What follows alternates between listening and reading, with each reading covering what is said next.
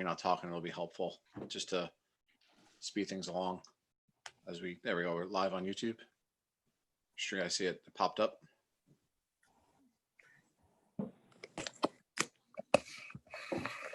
Okay, we're live. So Anthony, you can start the meeting this evening. Great. Yeah. Thanks. Thanks all for coming to our first Youth Services Education and Library Committee meeting. My name is Anthony Marino. I'm your committee chair. And yeah, it's our first meeting of the year, a very interesting year for both libraries, education, youth services, the whole gamut.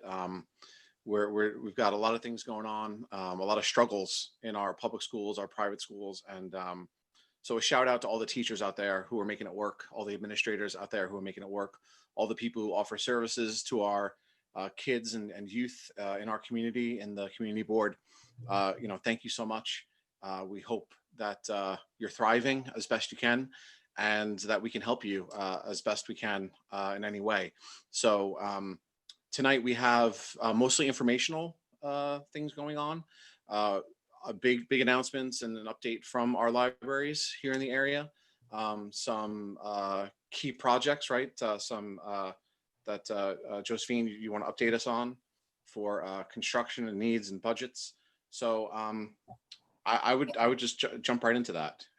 So each year, I know we have new members on the committee. I see Marissa Perez and Robert Oliva. Welcome to the Youth Services and Education and Libraries Committee.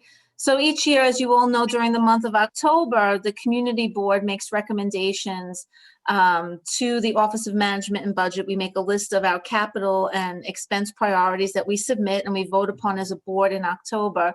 So usually it's during the month of September into October that we invite some of our colleagues in government to give us an update. And since the pandemic, normally at our monthly meeting, we have a representative from the libraries, BPL. So we thought today was a good time to just touch base, see how you're all doing. We know the schools are having a tough time. It's hard to get someone from education out, but we were happy to invite our Brooklyn Public Library representative, Nyla Rosario, who's here tonight. And Nyla, I do have some slides. Did you have any slides with you? Or? I don't have any slides up. Yeah, so I'm gonna see if I could share. So as you're doing your capital, do you have them broken down by branch? So what we have this year is something a little bit different. Your district is in a good position that you don't have any outstanding capital needs. There's 2 projects that are currently ongoing, but there's no outstanding capital needs in the district. Oh, wow, that's great. So it's a good news. Does everyone see my screen up? Yep. Yeah. Okay. So we have 4 libraries, just to refresh everyone. If you don't know, the Bay Ridge Library, the Dyker Library, 8202 13th Avenue, the Fort Hamilton Library, 9424 4th Avenue. It's also a Carnegie building. And the Mckinley Library, 6802 Fort Hamilton Parkway. We did last year have 2 capital priorities. So you saying now this work has been done for the Bay Ridge? It's actually in progress. That's the good news I came to share with you guys today. Yeah, so that is you beat me to it. Okay. Yeah. Well, that's great news. Yeah. So that's and I'll talk more about those projects and where we are. So I don't know if you're done. I am done. Go ahead. I'm turning it over to you. I appreciate the slides. Now I feel bad. I feel like I'll step up my game for the next meeting and I'll have a slide prepared for you guys. That's okay. So first of all, welcome to the new chairs. Very nice to meet you. My name is Nyla Rosario. I'm with the Community Affairs and Government Department at the Brooklyn Public Library. And as I was introduced, thank you so much. I am your liaison for libraries. So every year, as was mentioned, we do have needs that we go through. But this year, through can you hear me? Yes. Oh yeah, sorry about that. Yep. So so this year, I'm really happy to report that the 2 projects that were the 3 projects actually there have been done. I know The Mckinley have been funded, should I say. So let me just be clear. The projects have been funded, but the projects are in progress. And I know that because of COVID, unfortunately, a lot of the construction projects have been on pause right now. But the most important thing is that the project has been funded. And I'll work more closely with you throughout the year to see what you could do as as advocates for libraries and as partners to help us speed up the process or give you updates on the process. And that's for the Bay Ridge Library, which was an exterior upgrade, and the Diker Library, which was the roof replacement. And in addition to those libraries, you do also have the Mckinley Park Library, which also, thankfully, there's no capital needs there, and the Fort Hamilton Library, which again, there's no capital needs. And I'll step back a little to talk about what capital needs are. Because I know many of you are like puzzled looking. It's like, oh, there's things I want to do for my library. There's things I want to see, like chairs or shelves that need improvement. But unfortunately, capital is only brick and mortar.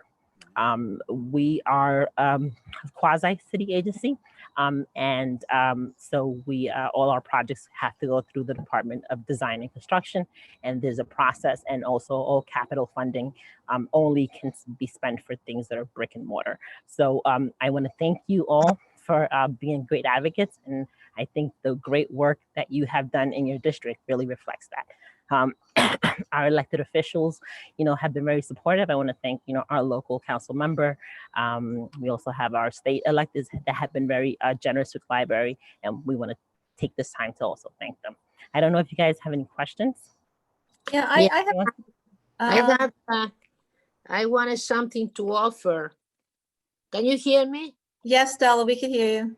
I have 24 volumes of that encyclopedia. If they want to use, I will be very happy to donate. It's beautifully not open, very, very untouched. And I have also other encyclopedias. If you would like to have them, this is 24 books. Contents. Now, maybe you could talk a little bit about book donations. So we could talk a little. Use it. I can bring it to you, or you can send somebody to pick it up. I appreciate it. And I think, and I want to thank all our patrons and fans of the library that wants to, you guys want to give us books, and we appreciate it. But unfortunately, we take donations only certain times of year where we do book drives. And I don't have the dates right now, but what I could do is I'll get back to you guys by the end of the week, and I'll send information to the board about when our book drives are happening. So if you're interested in doing that, you can do that during those times. But unfortunately, we don't take donations at the local libraries. Okay, so now we also do expense priorities. We've always mentioned our libraries too. I mean, do you have a sense? I know every agency is being hit hard. Could you tell us a little bit about your reopening, your impacts, your budget impacts overall day to day? Perfect. So that's exactly the next thing I have after capital. So we do have a reopening plan. And I don't know if you have noticed, but in your district, only 2 libraries are currently open. And that is the Bay Ridge Library and the Fort Hamilton Library. And I don't know if you've noticed, but we only have lobby service available at those locations, unfortunately. So what we have right now is that we are opening in different phases. And right now we are in phase 1, which only involves just lobby service. Patrons are able to, access the lobbies for transactions. We are requiring that you wear a mask, before you come, for the safety of the patrons and also for our staff. Materials are going to be checked out that are checked out during this time are not accruing any fines. So if you owe anything, you don't have to worry about fines for this moment. And the lobby services include holds, pickups, and also returns. I don't know, I could take a break if anyone has questions about this. I could talk a little bit. Any questions about the reopening or the branches that are open and the services? I see Robert has a hand up. Yes, I've been very impressed with the fact that you could reserve books online and pick them up at the library. So that's really a good a good step. Yay, glad. I'm going to definitely give a shout out to our librarians for that, who are making it happen all the time. And I do want to give a shout out because I know they can make it here today, but you have great librarians that, really are doing a great job to keep things running. And you're lucky because you have 2 libraries that are opening these services. And that's, again, the Bay Ridge and the Fort Hamilton. Robert, I'm sorry, Anthony, Robert has a question. Yeah, I said Rob. Yep. Thank you. And thank you, Nyla. Just wanted to get a sense of what the timetable would be for the other 2 branches to open. Very pleased that 2 of the 4 are open, but wanted to get a sense of when those other 2 branches are due to open. And then the second part to the question is, does the Brooklyn Public Library have any plans to do any programming virtually? You know, I know I live around the corner from the Bay Ridge, I'm at the 73rd Street branch. And there's always programming going on, prior to COVID. And just wondering if you are offering virtual resources to the community that can provide additional supports, especially for families whose sons and daughters and grandkids are in the virtual world and they're not getting everything they can from being in school in person. I'm wondering if there are any supports virtually that the library can provide the community.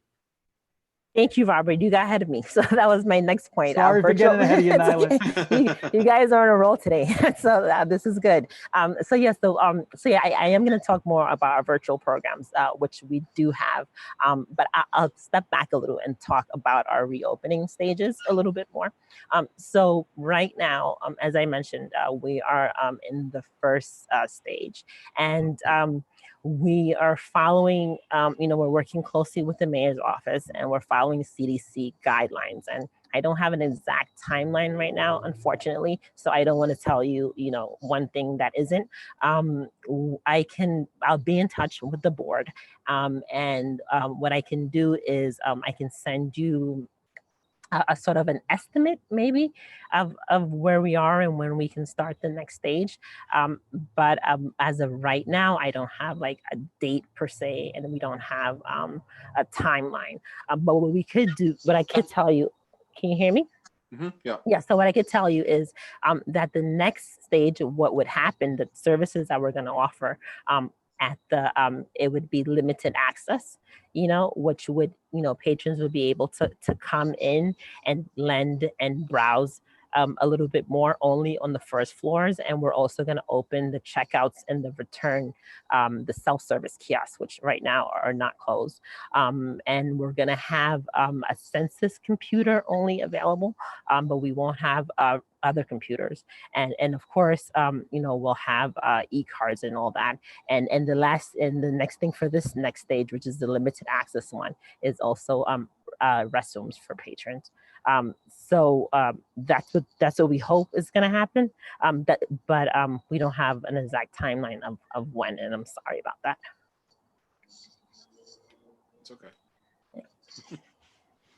Does anybody else have? Yeah. I have a question. So is it like the city where certain criteria needs to be met in order to move into the next phase? Exactly. Okay. Exactly. And unfortunately, we're sort of in this position where we also had to close down branches in certain zip codes based on the latest guidelines. So it's, unfortunately, we're living in times where it's very uncertain, and we're trying to be as transparent and give as much information as possible. So I'll be definitely closely in touch with the board, updating you guys every step of the way. Okay, thank you. Great. Anybody else have any questions regarding? Just reopening, and I'll talk briefly about, I don't know how much time I have left. No, go ahead. Go ahead. Go right ahead. All right, perfect. You're the agenda. You're the big part of the agenda tonight. Thanks so much. I feel like next time I'll have more for you guys, I promise. It'll be a fun slideshow I'll put. So the last thing I want to talk to you guys about was what we're doing while we're closed. Unfortunately, lobby service is very limited, but we do have online programming that's happening at every location. We just finished a series of virtual story times for for families in different languages. And I'm really proud to say that in your district, you had, I think 6 or 7 languages were covered. So the librarians did a really great job in that district and really trying to do as much of that. So that's still happening, which happens weekly. We have virtual cooking programs, which we've launched, which have been very popular. So that's also happening. You know what I can do, and I'm sorry I didn't have this, but I have a link that I can share in the chat. Yeah, and if you share it with me, I could also share it out to the board, and we'll put it in our next newsletter too. That sounds like a lot of fun. Yeah, that'd be great. And then a great way to also stay on top of what's happening virtually is also to check out our bookmark newsletter. And I don't know if you're signed up to our newsletter, but if you're not, we really urge you to sign up to the newsletter. We have a newsletter that you can get, personalized depending on, on where you're interested, if it's family services or if it's senior services. So I really recommend that. And I'm going to share that in the chat. And and if you sign up to that, it's the best way to get information about what's happening at the library. Can we know what languages you said you have? I'm going to look it up because I don't want to make it up, but I know I had 6 or 7 languages at the virtual story time. They did Bengali, they definitely did Chinese in the district, Spanish, of course. There was a French one, which was really nice. And there was another one, but I can get that exact information and give it to you. Great. That's awesome. Was there, did I hear something about the virtual, I know Rob Bird had asked something about virtual. Did we talk about that, or the Zoom stuff? Yes, so so cooking. There's virtual story time. There's a virtual. We're also doing a lot of our adult services virtually. So this is a great way for people who, for example, don't have a learning center in their district, in their area, that they can virtually do the classes. We also have, and I'll send all this information so you can share it in your next newsletter. What? Oh, sorry. Go ahead. I'm sorry. Yeah. What ways can, so like virtual storytelling, cooking, like what ways can people who, I'm assuming those are employees of the library, like doing those things, but how can people volunteer? Like, can someone volunteer to do a story, or is that something, what can people do while you guys are help out? About supporting the library. So let me look into that. I don't know if we have any programming that we're using with volunteers, but we do have a department that's called, that just works with volunteers. So I'm going to try to get some information about that, and we'll see. I'll find out ways that folks can volunteer. Yeah, that would be great with so many teachers, at home, or parents with their children at home. It could be interesting if there's a way to volunteer, get involved with the library. Yeah, yep. That's great. Definitely. I'll get that information and I'll send that over to you actually tomorrow. Great. Thank you. Anyone else have any questions or comments or concerns? I think it's great that libraries are, they're still just a huge part of the community, and they adapt and evolve, and they're still just so important. So I look forward to what the future might bring. Hello. Necessity and invention, who knows what the future is, but thank you so much for your time. No problem. Thank you. Thank you so much. Thank you. All right. Thank you. Anthony, I have 2 other quick things for the committee. The first is that we did receive a call from the School Construction Authority regarding the Nathan's site on 86th Street. So as you know, the board did, in its recommendation, ask that they come back to us during the design phase, which is quickly approaching us. So that's going to happen later in November. Because that will be a joint meeting between your committee, Youth Services, Education, and Libraries, with the Zoning and Land Use Committee to take a look at the design plans for that middle school. And we were notified today, as you know, the mayor's announcement, schools are going to be closed in the 11219 zip code. And there are 2 schools within Community Board 10 that are impacted by that closure. First is Krista McAuliffe, which is on 65th and 12th, and the other is PS 176, which is on 69th and 12th. So we don't have too much information yet, but I wanted to share that with the committee. I know it's a tough time for our local schools and dealing with it. I know, Anthony, you had mentioned there's also a lot of students that attend different schools that are within the impacted zip codes. So I just, those two schools will be closed, you mean? will And be closed. through Zoom? Oh, they are closed already. They're going to be closed, yes.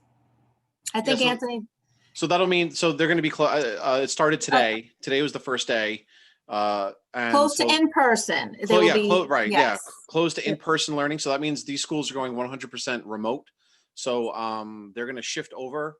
And a lot of these schools had rotating schedules to begin with, where you were going in for a day or two and then doing days at home. So it's just the teachers are now shifting to all lessons being remote, through whatever portal they're using, Zoom or Google.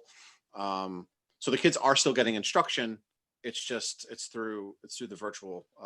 As a teacher for many years, I don't understand what benefit we have to close for 2 schools and then work have a Zooming section the other 2. That does make sense. It does make any sense because they can really be contaminated from those 2 days that they go. There's no perfect solution for it. Certainly, I think the teachers and the administrators are working even independently from the mayor and the chancellor. I mean, everyone's working as hard as they can. And I see this, my wife is an assistant principal, so I see this firsthand, how hard it is. But, having the rotating is trying just to mitigate having a large population in the school at the same time. So instead of having all, say, 1,500 kids in the school at the same time, you have 200-300. It's not perfect, but with mask wearing, with social distancing, hopefully, it would work. We have to have enough time in the schools to even see how it works. We haven't even had that much time in the schools, but right now, those schools and those zip codes are going to remote. Hopefully it just takes 2 weeks. And by October, I think that's like October 21st, they'll be back. If not, it brings them to November 3rd, I believe, if they have to extend it. Let's just hope it doesn't creep into our district even more. I know that 11209 was in the top 20 sort of warning list. So we'll see. But yeah, nothing's perfect. I agree, Stella. Nothing is perfect, but I think they're doing the best that they can. I can only speak from what I see with my wife going crazy, trying to organize stuff. So yeah, it's unfortunate. And there's a lot of effort, energy, and work that's put into making these very difficult decisions. And I see it on the college level, the things that we needed to do in order to protect the wellness and safety, not only of the students, but of the teachers as well. So there's a lot of different stakeholders that are affected, including parents and guardians. I know the health and safety is everyone's concern. Mitigating the number of people on different buildings and different campuses, I think, is driving these decisions moving forward. So, a lot of thanks and appreciation to the teachers and administrators in the district who are working through these very unprecedented and challenging times. I do have one question, Josephine. Were the pre-K centers closed down as well? Because I know there was a pre-K center across the street from Krista McAuliffe at the old Regina Pages Youth Center. Do you know if the pre-K? I'm not sure because, I watched the governor's address and there was a lot of details and a lot of it just came out. My understanding initially was that nurseries were not, but it may be. Anthony, do you know more? That's a good question. I'm not sure about the pre-K centers. That age range is usually like they're a little separate. Typically those, when in the 3, 4, 5-year-olds. But and that's something I can probably easily find out. Yeah, I'm sure. Get back to you. There's so many. It really is all just coming out. I would think if they're Department of Ed run, most likely they'll be closed. But I'm not 100%. But we will definitely find out by tomorrow. Yeah, there are so many questions. I was overhearing a PTA meeting tonight. Again, my wife is an assistant principal at one of the schools that did close in the zip codes, and I mean the PTA. I mean everyone is it's just a struggle for updated information and to get everybody on the same page. So, patience is definitely a virtue for sure. But Shirley Chin has her hand raised. Oh, Anthony? sure. Yeah, Shirley. Yep. Sorry, I just want to add that, you know, some of the teachers also have like young children. So like one of our teacher who have a kindergarten, and the school is closed because the school is part of the 11219.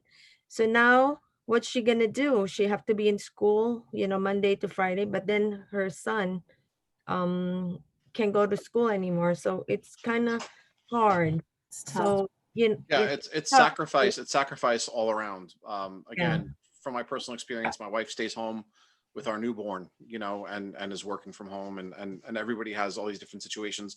I think we're all doing our best to step up to the challenges that have been presented to us, and there's just, who could have ever guessed we would still be here? I mean, this is completely, Rob said, it's completely unprecedented, and Yeah. it's literally day by day. I mean, it's literally day by day. So again, you know, so much thanks to the teachers, administrators, you know, from the custodial staff to the principal, from everyone in those schools, you know, trying their hardest. That's all we can do right now. And I heard that, I heard that the zip code might be changed to areas that are more serious than others. In other words, Cuomo is thinking of color coding certain areas. So the thing with the zip codes might not be a final situation. Yeah, I mean, that your guess is as good as anyone, right? I mean, it's like I said, a day by day thing where Right. they're going to try to minimize the shutdowns. I would imagine they don't want to do broad shutdowns. They want to keep it to where, you know, there really are the hot spots. So, I mean, I think that would be great if they can narrow it down more and more, so that we have just like specific areas. You know, so it's not an entire zip code, maybe just portions of a zip code. But Right. you know, who's to say? You know, how, there's just so many factors that go into it, and on all levels, from pre-K to college, everyone's dealing with this. So who even knows? Yeah, this is going to be something I'm sure this committee is going to be talking about for the next year easily. I would imagine all of our meetings will have something to do with what, you know, the response to COVID and reopenings and closings and things. All right. Well, that concludes your agenda, Anthony. Woo. I like these Zoom meetings. They start on time, and they we sail through them. So thank you, everyone. Yeah, thank you, everybody. Welcome to the new members. I think it's going to be a lot of fun. Rob, in particular, nice seeing you. He and I went to you and I went to pre-K together. Exactly. So it goes back a long way. Long way. Yeah. Really? You guys went to pre-K? We did. Mm-hmm. We did. Oh my God. Pre-K, high school. Yeah. So good seeing familiar faces and new faces. All world. And thank you so much. You know, if anyone else has anything to add, they want to add before we adjourn. If I have to have a motion there to end the meeting, right? Motion to adjourn. Motion to adjourn. Anybody? Second, moved. Rob. Thank you. Okay, great. All right, guys. Bye-bye. Enjoy the rest of your evening. Thank you. Bye-bye. Bye, everybody. Goodbye.